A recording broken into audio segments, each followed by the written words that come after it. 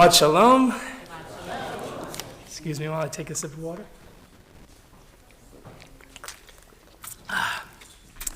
Shabbat Shalom on this nice, bright Friday night. The time has moved and gives a very different feel to things on Friday night, but I welcome it. It's nice to get a little bit of sunshine. So I spent the last week in New York for a rabbinic conference that wasn't quite a rabbinic conference. Now what I mean by that is that it wasn't explicitly about programming, education, prayer, or other best practices of synagogue life. Rather, it was a rare opportunity in the Jewish professional landscape for rabbis to simply learn Torah together. What a concept! Rabbis who love the Torah getting the chance to keep learning it after rabbinical school. It's wild. You know, one of the awkward things about the transition between rabbinical school and serving as a rabbi is that you go from a mode of taking in new Torah all the time to only really learning Torah a little bit more quickly and expediently in order to share with your congregants.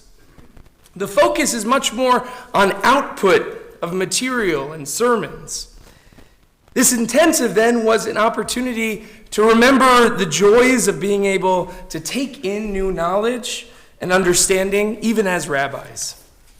And in that sense, it was a real mechayeh, a life-giving opportunity.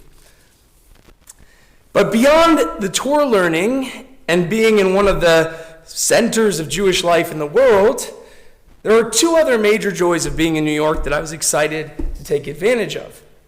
One, of course, was eating New York pizza and bagels as much as I could. The other was the opportunity to experience the best live theater on Broadway. Now, this last joy connects to another part of my past, which I've talked about before, my work as a professional actor. When acting was my life, I used to see plays and musicals all the time. One summer when I was studying abroad in London, I saw 18 plays and musicals in 6 weeks. A personal record. I'm very proud of that record.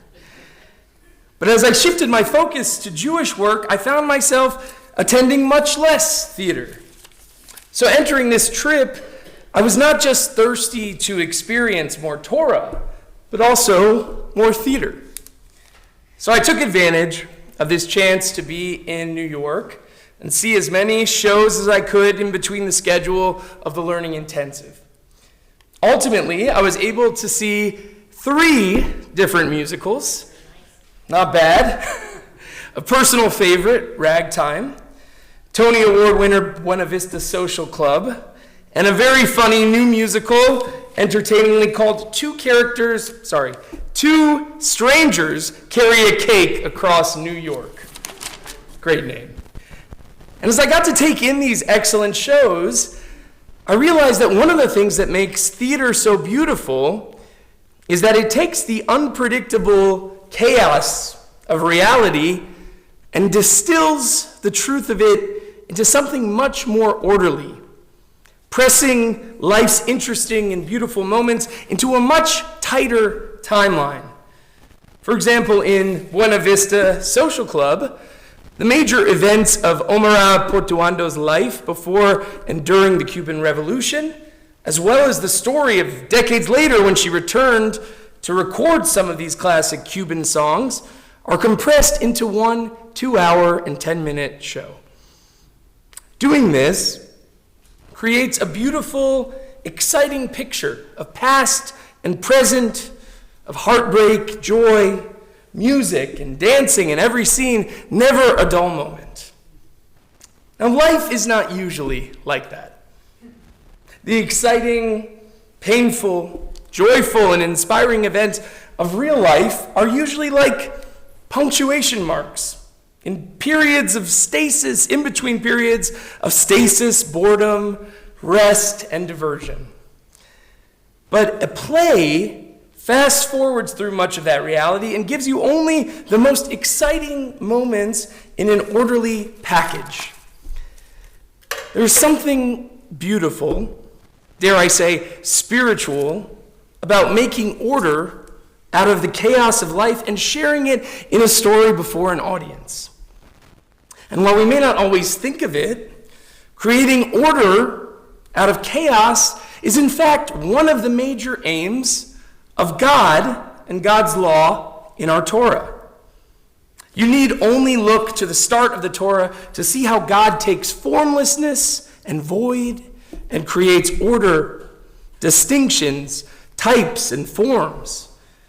At Sinai, the beginning of even greater shaping of life and humanity itself comes in the forms of laws and statutes, the rules, the boundaries and frameworks for making a holy society. And the last step in that process is creating an ordered, beautiful space on earth in which God can dwell. This is what happens in our Parshat, Vayakhel Pekudei. Now, in one way, this process is much like creation. God dictates what structures are to be created, and it is so. But while God gives the requirements, this time, the work must be done by human beings, using human-learned skills of construction, of weaving, dyeing, metallurgy, etc. And in this way, this very human work reminds me of putting on a play. First, the task of containing God in a relatively small space is already an impossible task. But the goal is, like a play, to distill a reality much more complex and unwieldy into a compact structure. And in doing that, the structure in which the action will take place, we could call it a set, must be built and decorated elaborately to beautify the project. Costumes must be made for the actors, and even more elaborately for the lead role, in this case the high priest. And with all those pieces in place, and with more of the script to be revealed in the next book of the Torah, Vayikra, the stage is set for the possibility of a closer divine human connection.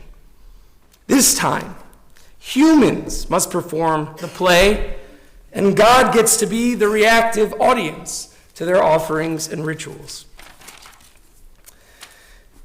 As I watched these three beautiful pieces of theater this past week, I laughed, I cried a lot in ragtime, applauded, and was uplifted. The cast and the design team presented their offerings to us in the audience, and we responded. In those moments, both actor and audience felt joined together in this holy moment of truth-telling, where life was both real and just a bit more orderly than our day-to-day experience. And what happened between us, you could say, could be described as experiencing a piece of God.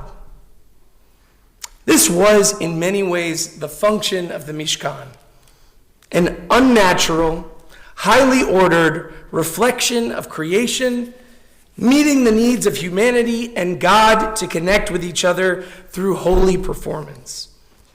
At the very end of our Parsha and at the end of the book of Exodus, Moses puts the pieces that the people have painstakingly crafted together, offers the inaugural sacrifices, steps back, and then God's presence fills the tabernacle so that Moses nor anyone can enter. Now, why does the Torah tell us this detail? Perhaps after all the detailed work is completed by the people, by the artisans, and by Moses, in such detailed beauty and fidelity to God's vision, God is drawn in to experience the space in all its glory and symbolism. God is, in a sense, taking God's seat in the house, enjoying the beauty of the set that God's people have created.